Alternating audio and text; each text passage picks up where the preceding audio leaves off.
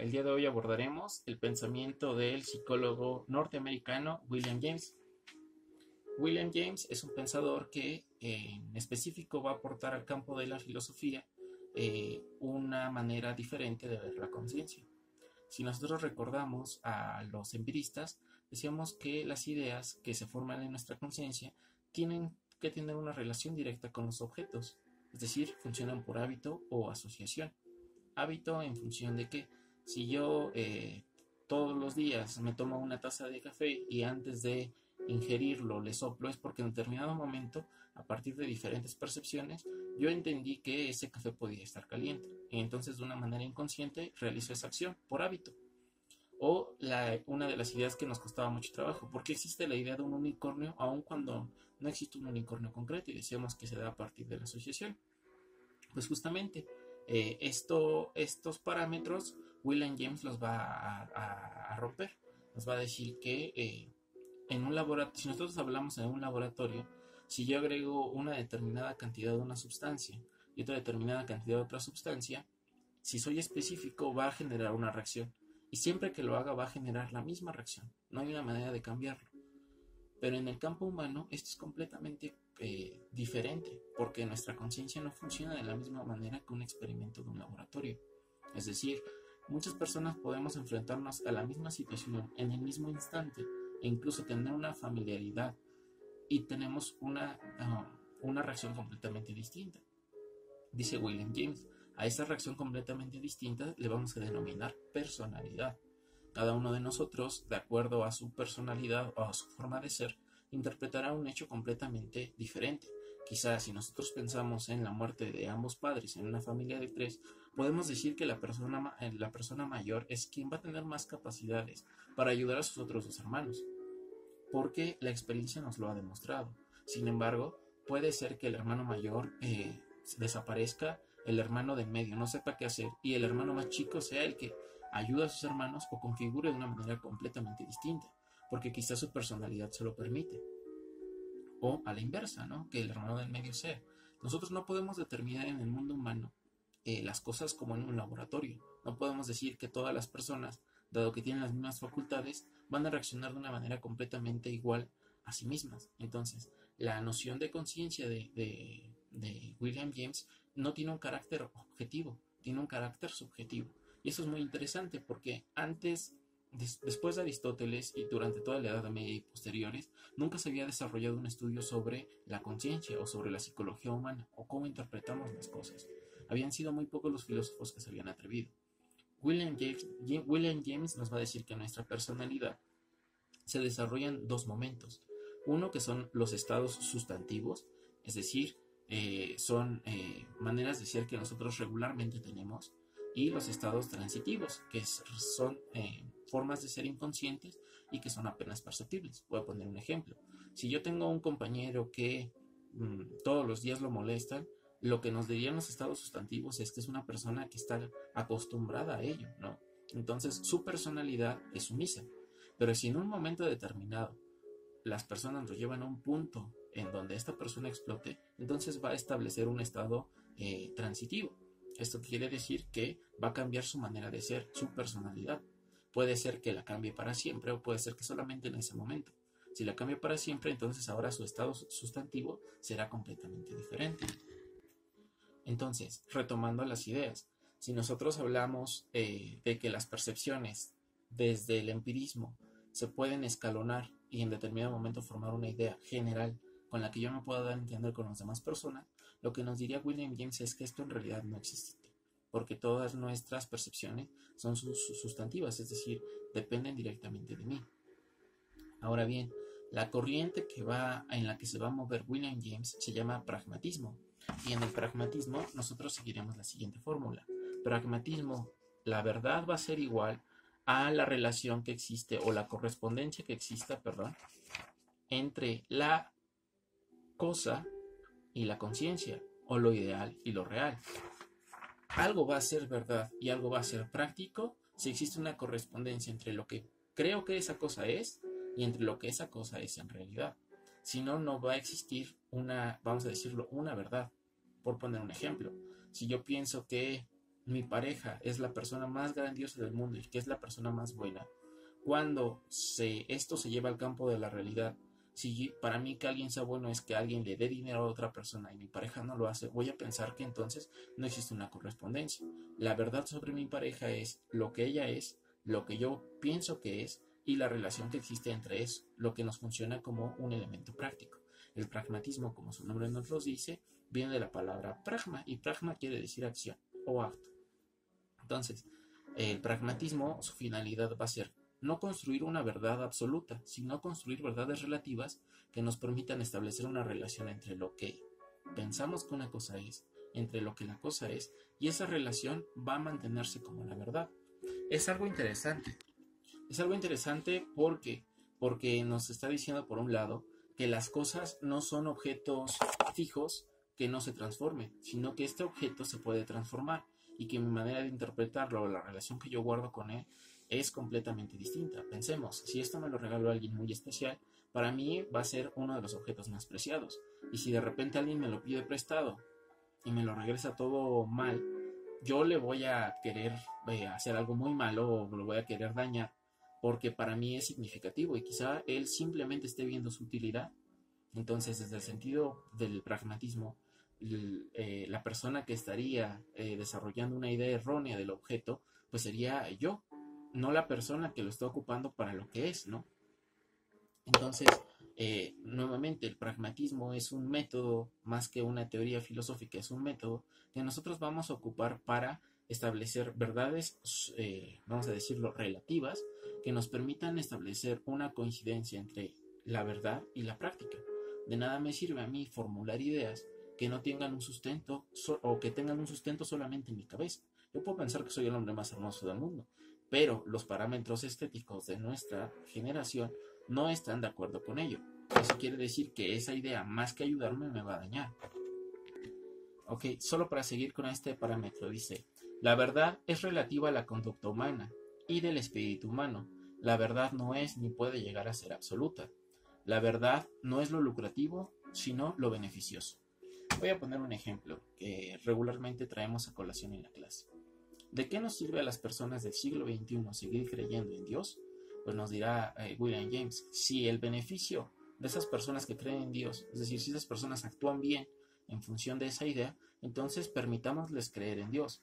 Pero si esa idea está ayudando a las personas a separarse y a tener mayores conflictos, entonces esa idea no podría ser verdad, en un sentido generalizado. Para esa persona sí lo sería, pero eso no quiere decir que esté bien. Entonces, para los autores del pragmatismo, en este caso William James, lo más importante de una idea es lo que nos pueda traer o lo que nos pueda generar. Si yo considero que el amor a la patria es una idea que va a ayudar a las personas a entender cómo funciona su país, entonces ejecutémosla. Pero si esa idea no los va a ayudar a ver todos los problemas que existen en su país solo por el amor que le tiene, entonces esa idea está equivocada.